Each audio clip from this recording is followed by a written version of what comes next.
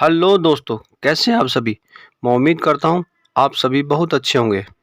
मैं आज आपको मेडिकल फिजिक्स के एक बहुत ही प्रसिद्ध और जाने माने नाम डॉक्टर प्रोफेसर अरुण चौगले का वीडियो दिखाऊंगा। मुझे भी आज उनके बारे में और उनको सुनने का मौका मिला। For physics and chemistry, and I think she was a true medical physicist. And in the 50th year of IOMP in 2013, where we had ICMP at Brighton, it was finalized that 7th November will be celebrated as IDMP Day. Every year we have different themes. This year's theme is Medical Physics for Sustainable Healthcare. It is a big with the responsibility for the medical physicist to live to the expectations of the healthcare provider, that if you want to drive the healthcare and you want to be a major role into that thing, our standards, our levels, our competency has to go up and up. So my greetings on this day, and the theme of this AMPIcon 2022, Subramani and all team has coined also very nicely, medical physics research and practice in the era of precision medicine. If you want to drive this healthcare and make the medical physics as a sustainable tool for healthcare, we have to do. So this is a theme, and as you very well know, medical physicists are health professionals and not the allied. We are a health professional by ILO, WHO and IAE and all, and then we owe a lot of responsibility. And this is a bit history about the IDMP days. 2012 IMP introduced IDMP, and 2013 you can see the theme radiation exposure from medical procedure. Ask the medical physicist, various themes, various flyers we produced, and you can see that various medical physics for patient benefit, education medical physics key success, it's medical physics world, medical physicists as a health professionals, and this year is a medical physics for sustainable healthcare.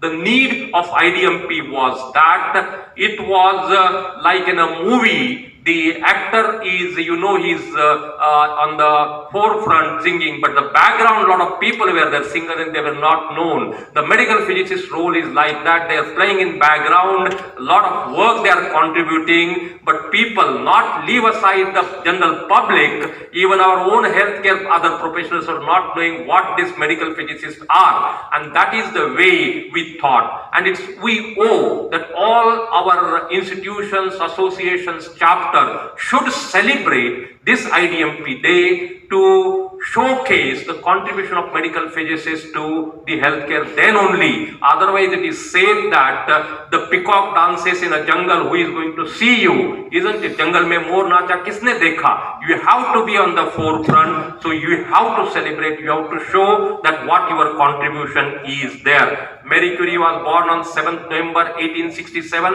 150th the birth anniversary was celebrated in 2017 in Udaipur, and the IDMP day was celebrated across the world and the live telecasts were done. Okay, so this Marie Curie is the most celebrated. I will not go. She has hugely contributed in World War I also by introducing the mobile X-ray machines in the forefront. And this is how, if you go to the IDMP website, since 2013, the celebration across the world, we put lot of information, and this information, today's information also will come up and appear on the IDMP website. And this is how with the rally things, and you can do it. So your presence must be felt, made this thing. Just little bit about the IOMP. I am representing IOMP also, and then little bit about FOM also will talk. Formed in 1963.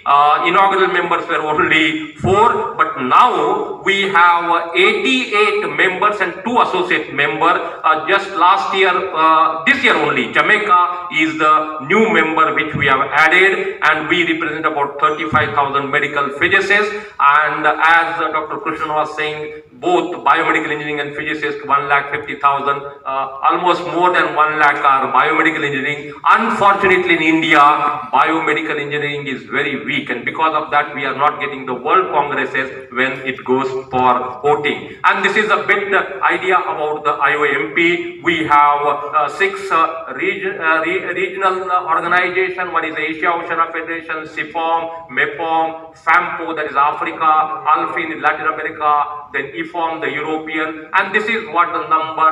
AFOM represents about 11,000, and then if you talk about US and Canada, about 9,000 total medical physicists, IFOM 9,000. So though number of medical physicists in the AFOM region looks to be 11,000, much more than any other region. 60% of the world population lives in Asia Pacific. We are 4.7 billion, and we need this number to be tripled or 4 times to take care of that thing. So more number of education centers, education things should come up, and all those things. What medical physics was there before the discovery of X-rays and radium also. And if you look at Jean Halley, he was a professor of medical physics and hygiene during the 1795 to 82, and he defined that medical physics. And today medical physics is not for just diagnosis and treatment, to cure the illness and diagnosis, and this thing is a very, very important physics for conservation of the health. And that is where this theme has been chosen as medical physics for sustainable healthcare, not just diagnosis, treatment, but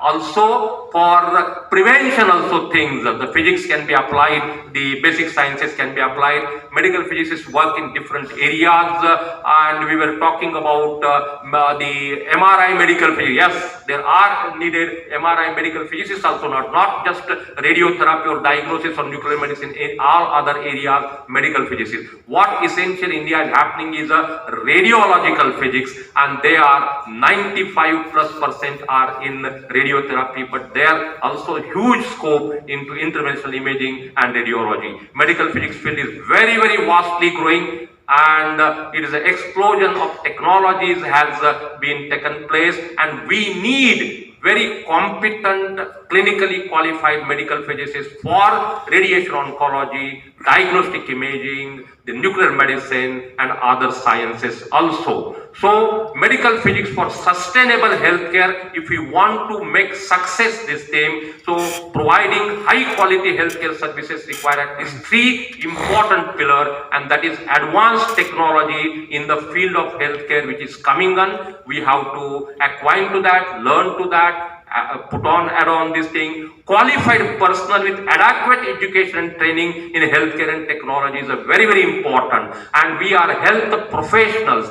and this is not just an academic training, it has to be a professional training also. That is a structured residency program that is very, very important. And then intellectual system that links above 2 pillars to provide the complete pathways for streamlining this thing. And there should be close collaboration between the other radiation oncology, the diagnosis, and other field, and biomedical engineering also. Across the world, almost 390 medical physics education programs are taking place. Mostly they are postgraduate education program. AFOM has 119 education program, but if you look at only 0.03 program per million population with other countries, if you see, so we have to go a long way for increasing the number of medical physics education program, as well as the number of, even if you compare the number of medical physicists per million population also, the AFOM region, if you take entire AFOM region, it's about 2.7 medical physicists per million population, as compared to the Europe and USA, Canada. We are far, far behind, and therefore we have to escalate this thing if we want to make the medical physics as a sustainable healthcare driver thing. And then Jaraj is here. He will be talking about many research areas and all this thing. We discussed a lot with him. Medical physics is not just, when I started this thing, central axis did research as isodose and this thing, it has gone away, and now we are tailor-made, personalized medicine we are moving, and medical physicists can contribute into this huge area. So don't get confined to only the planning room and then GTV and PTV come out of that thing. There is a very vast area of medical physics and we have to devise for that things. So to think beyond the narrow confines of our own discipline and having relation with chemistry, molecular biology, other subject is very, very important to do so. Cross-fertilization between various disciplines, and the days have gone. Now it's a multidisciplinary approach. Solo you cannot go ahead. So you have to train, you have to have a collaboration with a multidisciplinary approach. You have to discuss with the physics colleague, engineering colleagues, biomedical engineering, beyond radiology and nuclear, other departments of the health sciences. You have to code, and then only, otherwise you sit into just the GTV and QA/QC, nobody will recognize, even in your own hospitals. So to make this thing, when science and passion connects, innovation can happen. So there has to be a passion, and without passion nothing can happen, and that is very, very important. So therefore, future of medical physics research and education training is much more inter and transdisciplinary, is very, very important, with much more interaction with physicians as well as other basic scientists is very, very important. We'll have to clinically and biologically research, because we are not going to just a physical dose homogeneous, is a biological planning, biological thing. Medical physics telling relevant lot of things, they have to do it. I will not go into detail because of the paucity of the thing, but unless and until we raise our standard, we cannot do the things. So to have a clinically qualified medical physicist, we need to get our programs accredited, individual certification and registration of medical physicists healthcare. On this day, Marie Curie, we are celebrating her birthday. What she has said, you cannot hope to build better world without improving the individuals. And now we are in the role of the individuals' roles and this thing, and helping and mentoring. So people who are at the senior level, they should have come out of that thing and mentor the people, youngsters. They are the future of our profession. That is a very, very important. We must have perseverance and above all confidence in ourselves. We must believe that we are gifted by something and that this must attain, and that is there. Don't feel inferior that, oh, I am a medical physicist, I am not doctor. No, you have also huge contribution you can do. The confidence in you. If you are not willing to learn, no one can help you. If you are determined to learn, no one can stop you. So determination, willingness and things are very important.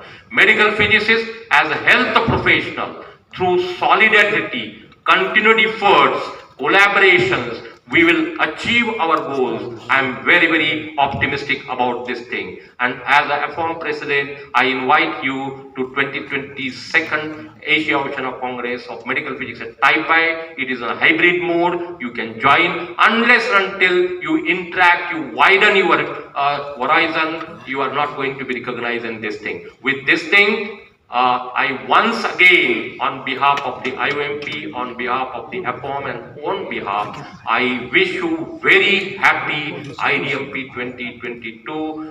Medical physics future is very bright in India. We should strive hard. Thank you very much.